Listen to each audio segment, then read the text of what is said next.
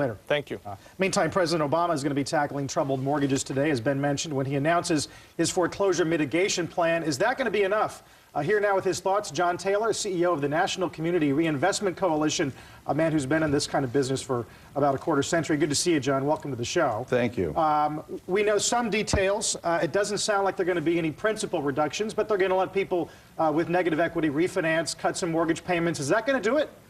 I don't think so. I think it's going to help appreciably, but I don't think that they're attacking this to the degree that they should. There really needs to be principal write-downs. There needs to be purchases that bring those mortgages down. It is interesting. Earlier you had Greenspan commenting, and the first thing out of his mouth when he was talking about this crisis is, until we stop declining housing prices, we're not going to turn a corner. And you heard from your Wall Street analyst the same thing, and the impact of foreclosures. So we've got to get more serious. And clearly this is the most serious plan. Paulson just kept putting this off, putting this off.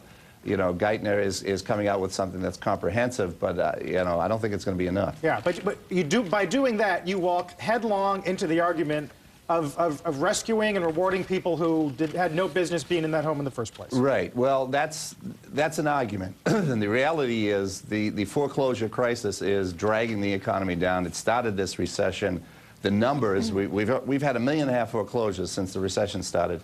We're looking now at anywhere from 8 to 10 million over the next 4 years, so even more catastrophic. And so we got to put that argument aside. Are there some people that shouldn't have gotten or shouldn't have taken out loans, should have known better? Sure. But the main thing is you had an industry that really was willing to make loans to people that in the past that industry wouldn't have done that because of lack of regulation, lack of standards, you know, all these predatory toxic loans.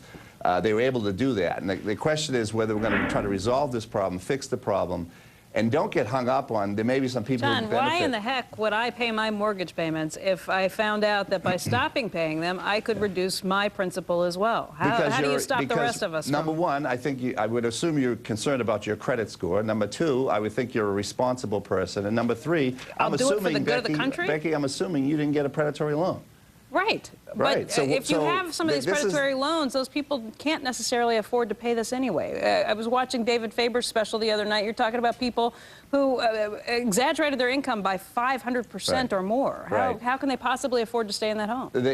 Many of them cannot. But the truth is we're better off trying to reduce principal for people who are still working, who can pay on a loan, but getting that loan to match their ability to pay, to really, the kind of loan they should have gotten in the first place. Whether you want to blame the borrower, whether you want to blame the lender, really doesn't matter at this point. What really matters is how do we stop the bleeding? And Obama's folks are coming out with a plan to try to do that. I don't think it goes far enough because it's still too much voluntary compliance. Bankruptcy is going to help some if indeed that gets changed in Congress. You mean cram downs? You can call it cram down, judicial modification, whatever you want to call it, is protecting the home the same way you protect a yacht or a second home in bankruptcy, protecting the primary home, yeah. Unfortunately, I mean, I see your point, and I agree that, and a lot of other people agree that we got to put this moral hazard thing behind us. Right. But as we saw with stimulus, this is all happening in this hyper-political environment, and the fact that they aren't doing principal reductions probably reflects the fact that it's going to annoy and infuriate a lot of voters right now. Well, this is where I think you folks come in. You know, we gotta, you know, you gotta see the forest through the trees here. You've got to help people understand that everybody has a dog in this hunt in ending these foreclosures. You know, if people are going to be, like Becky suggests, that I'm going to stop paying so I can get a government benefit. You know, that's not what this program's designed to do, and maybe there's a way to weed out folks like that. But if we do not end these foreclosures, everybody's property, people without predatory loans, their property values are going to continue to decline. We're going to continue to lose tax revenue for our police, our fire, our schools. We're going to continue to see a worsening of the economy. And every economist keeps pointing to this being the source, the primary source of the recession. So let's get beyond this. The moral hazard is paying off all these investors and investment banks who created this pipeline for this problem by saying we'll buy anything. We'll take investors' money and we'll buy anything.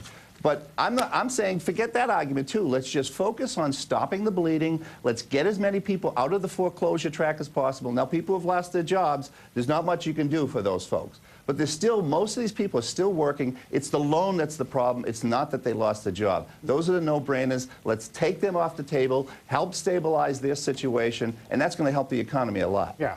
Well, anyone who says the president's a good communicator would argue he's got a big task in trying to convince those people that this is in their best interest. That's going to be the hardest part. You could help. I'm not carrying the water for that. You're not carrying the water for that. Becky's not carrying the water for that. Okay. John, we'll see what happens later today, 12:15 in Phoenix guys. with Geithner and the president. Good to see you, Likewise. John Taylor. All right, coming up, pork. It is the other government meat.